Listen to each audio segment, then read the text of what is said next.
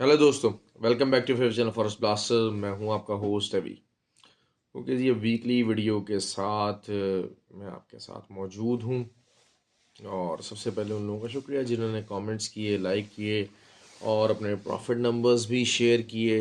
और उसके अलावा मेरे लिए और मेरे फादर के लिए वेल विशेस जो है वो प्रोड्यूस की। Thank you very much once again. Free WhatsApp group लोग, मैं बताता चलूँ बार बार, forex blaster community free WhatsApp group offer कर रहा है और वो फ्री है। इट्स नथिंग ऑफ चार्ज, कोई चार्जेस नहीं है, कोई कुछ नहीं है। और मैं बार बार आपको समझाता हूँ, सिग्नल ग्रुप नहीं है, सिग्नल्स के पीछे मत भागें। सिग्नल ग्रुप है, सिग्नल्स आएंगे उसके अंदर, लेकिन ओवरऑल ओवरऑल लर्निंग का फेज़ है, लर्निंग के मामलात हैं। चीज़ों को लर्न करने की कोशिश कीजिए, कैसे वहाँ पर ट्रेड्स क्रिएट की जा रही, कैसे सिग्नल्स क्रिएट हो रहे हैं, इस चीज़ के पीछे भागें।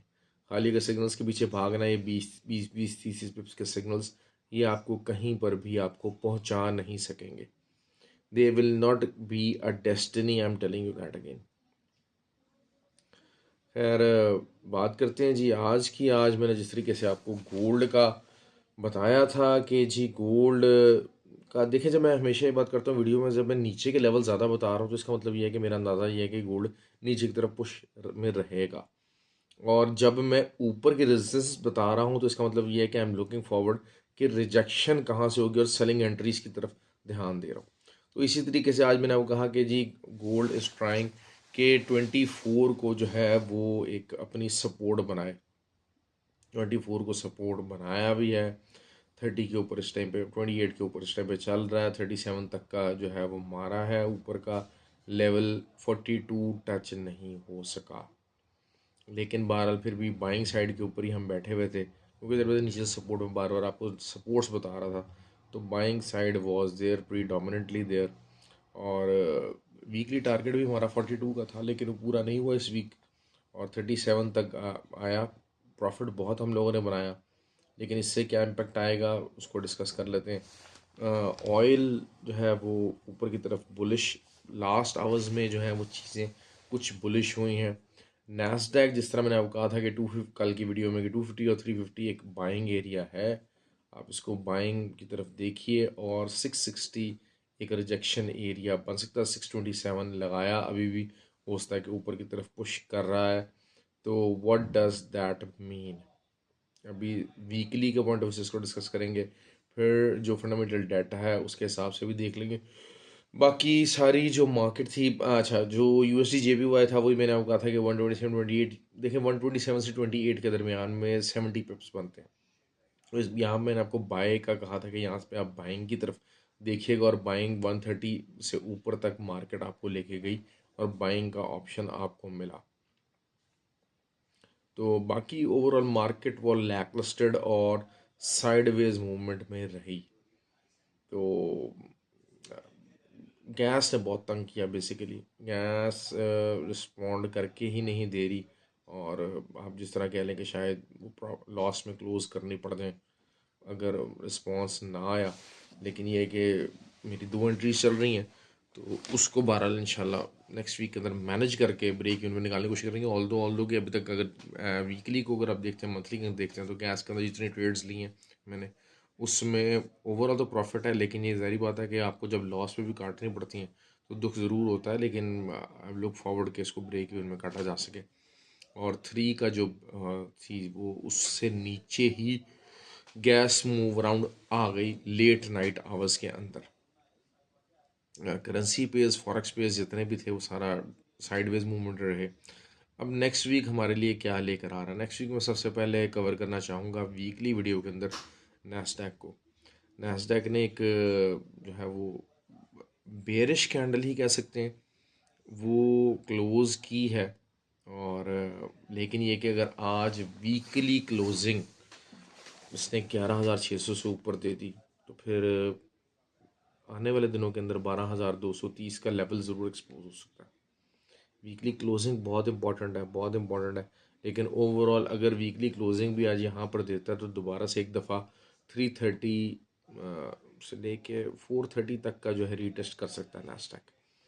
और क्योंकि वो ज़ाहिर बात, थोड़ी सी जो कैंडल फॉर्मेशन और दूसरा 660 के इमीडिएट रेजिस्टेंस है, अगर आप इसको 4 आवर के ऊपर देखते हैं तो आप इसको कहते हैं कि हाँ जी 660 का ही दोबारा से रीटेस्ट होने जा रहा है। तो उस रीटेस्ट को करके ही जो है वो नैस्डैक कुछ काम दिखा सकता है, और इंशाल्लाह उसको डेली वीडियोस के अंदर कवर ज़रूर करेंगे। गोल्ड का जो वीकली मामला है, गोल्ड की जो वीकली सपोर्ट है, बहुत तगड़ी सपोर्ट 1900 पे है, मेरे हिसाब से 1902 के ऊपर बहुत तगड़ी सपोर्ट है।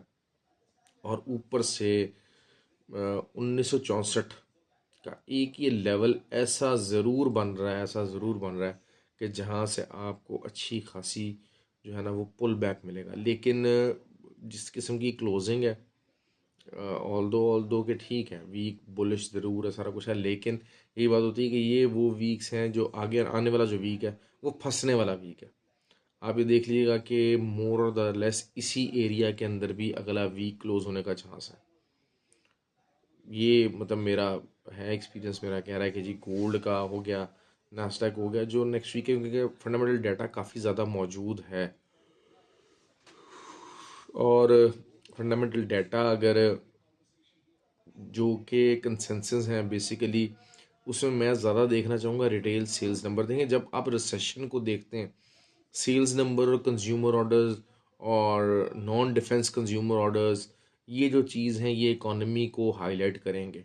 और ये अब शायद इस टाइम पे जो है वो रेट ऑफ इंटरेस्ट और उन चीज़ों से ज़्यादा ऊपर इंपॉर्टेंस रखेंगे, क्योंकि they will tell the magnitude of the recession which is coming into the US market.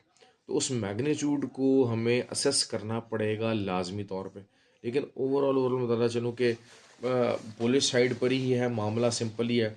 अगर कहीं आपको 1900 के पास मिल जाए, लेकिन वही चीज़ है कि अगर आपको आइडियली तो यही है कि नीचे से जो है वो आप बाय कीजिए और सेलिंग का ध्यान कम दीजिएगा। लेकिन अगर आपको बहुत ज़्यादा नीचे डिप लगाए बगैर 1948 तक का एरिया मिलता तो सेलिंग आएगी। लेकिन वो ये है कि वो बहुत बड़ी लंबी चौड़ी सेलिंग नहीं होगी, प्रॉपर रिसेशन नहीं होगा, उसमें भी आप समझ लीजिए कि थोड़ा सा बायर्स को एंगेज किया जाएगा। लेकिन ये कि एक 1964 का एक लेवल है जहाँ से अच्छी अच्छी जो है वो पुल बैक, अच्छा लेवल का पुल बैक, तगड़ा पुल बैक मार्केट दे सकती है आने वाले वीक के अंदर। तो ये था गोल्ड का मामला। करेंसीज की अगर बात करते हैं तो जीबीपी थोड़ा सा अंडर प्रेशर रहेगा। नंबर्स जो हैं वो अगर इकोनॉमिक नंबर्स अच्छे आते हैं तो US dollar can bounce back, क्योंकि बहुत सारे जो पेयर्स हैं, बहुत सारे पेयर्स अपनी बड़ी तगड़ी रेजिस्टेंस के ऊपर खड़े हैं। ऑस्ट्रेलियन डॉलर में नॉर्मली कवर नहीं करता, लेकिन ऑस्ट्रेलियन डॉलर डी और जो है यूएसडी अपनी तगड़ी रेजिस्टेंस के ऊपर खड़ा है। तो यहाँ से एक रिजेक्शन पॉसिबल है, लाजमी पॉसिबल है। इसी तरीके से अगर हम बात कर लेते हैं जीबीपी की, तो यहाँ से अब यहाँ पे ये थोड़ा सा जो है आप जिसे कहा जाए कि रिट्रेसमेंट का टाइम है। पिछले जो एक आध वीक से वो फुली तरह फुल ऑन पंप्स लगे, और उसके बाद अब एक डोजी फॉर्मेशन, और अभी कह लें कि थोड़ी सी साइडवेज कैंडल्स जो है वो कंसोलिडेशन कैंडल्स जो हैं वो वीकली क्लोज हो रही हैं। और उसका जो इम्पेक्ट है वो नेक्स्ट वीक के अंदर आ सकता है, और वो इम्पेक्ट ये आएगा कि एक आधी और कंसोलिडेशन कैंडल्स या थोड़ी सी बेरिश कैंडल्स जो है वो आप इसके अंदर देखेंगे। ऑयल ज़रा काफ़ी ज़्यादा मैं बता दूंगा तंग करा। ऑयल बहरहाल जो है वो 82.5 इसकी वीकली रेजिस्टेंस थी, उसको एक दफ़ा टच किया, अब दोबारा रीटेस्ट करने के लिए जा रहा है। लेकिन बहरहाल ऑयल ने पंप लगाया है और ऊपर का एरिया एक्सपोज कर दिए हैं। लेकिन अगर रिसेशन नंबर्स आते हैं, अगर यूएस इकॉनमी के नंबर्स रिसेशन बेस्ड आते हैं, तो oil need a serious pull back. Oil को एक पुल बैक चाहिए, लाजमी चाहिए। 82 से ले के 78 तक का एरिया, $4 का एरिया, ये रेंज एरिया है। इसको नेक्स्ट वीक के अंदर ऑयल तोड़ता हुआ मुश्किल नज़र आ रहा है। लेकिन अगर वही बात है कि अगर क्योंकि आज देखिए कि अगर जो रेजिस्टेंस है उसका ब्रेकआउट ज़रूर हुआ है वीकली के ऊपर। वीकली कैंडल को अगर हम देखते हैं, ऑल्दो भी क्लोज नहीं हुई है, लेकिन अगर हम वीकली कैंडल को ब्रेकआउट देखते हैं तो ब्रेकआउट हुआ ज़रूर है, लेकिन उसका अभी रीटेस्ट जिसको पुल बैक कहेंगे वो बाकी है। और दूसरा कि अगर ये आया फेक आउट है या प्रॉपर एक ब्रेकआउट कैंडल है, this is yet to be decided. और इसमें डिसाइड करेगा फंडामेंटल डाटा, आपका बहुत ज़्यादा इंपॉर्टेंट इख्तियार कर गया है इस पॉइंट ऑफ व्यू से। तो ये जो चीज़ है। दूसरा इसमें एक मैं बता चलूँ कि अगर आपको कैंडल स्टिक के मुताबिक मैं इसको देखता हूँ, तो फिर भी ओवरऑल एक कंसोलिडेशन कैंडल का ही फॉर्मेशन देंगे। बहुत ज़्यादा ऑल्दो के ऊपर ही की तरफ क्लोज़ होने जा रही है, बुलिश साइड के ऊपर क्लोज़ होने जा रही है, लेकिन फिर भी इसको फॉलो अप कैंडल एक अच्छी चाहिए होगी ताकि ये बहुत ज़्यादा ऊपर की तरफ अगर मामला जा सके, लेकिन बहुत ज़्यादा ऊपर की तरफ मामला इसके हैं नहीं। लेकिन और जो है ना वो यूरो जोन और जीबीपी, इनके जो नंबर्स आने हैं वो बढ़ के यहाँ ज़रूर हैं, तकरीरन ज़रूर नहीं है कि नंबर्स इतने ख़राब नहीं होंगे, ऐसा नहीं होगा, लेकिन I am telling you that कि next week euro will going have to suffer a very very worst numbers. जो आपके इकोनॉमिक नंबर्स हैं यूरो जोन के पर्टिकुलरली, वो को बहुत अच्छे होने वाले नहीं हैं, जो कि आपको एक यूरो को अच्छा खासा पुल बैक देंगे और आपको एक अच्छी बाइंग अपॉर्चुनिटी लाजमी देंगे। तो उस बाइंग अपॉर्चुनिटी को लाजमी यूज़ कीजिएगा, हिम्मत दिखाइएगा। जोरो के ऊपर अगर आपको ट्रेड करनी है आप लंबी होल्ड भी कर सकते हैं, जीबी के ऊपर आप ट्रेड करनी है आप लंबी होल्ड कर सकते हैं, लेकिन अगर कहीं वीक के अंदर आपको नीचे के लेवल्स मिल जाते हैं, मसलन अगर आपको 105.5 या 105.8 106 के पास यूरो कहीं मिल जाता है, लाजमी उसको बाय कीजिएगा। इसी तरीके से जीबीपी अगर कहीं 1.20 या 1.215 इसके पास मिल जाता है, लाजमी उसको बाय कीजिएगा।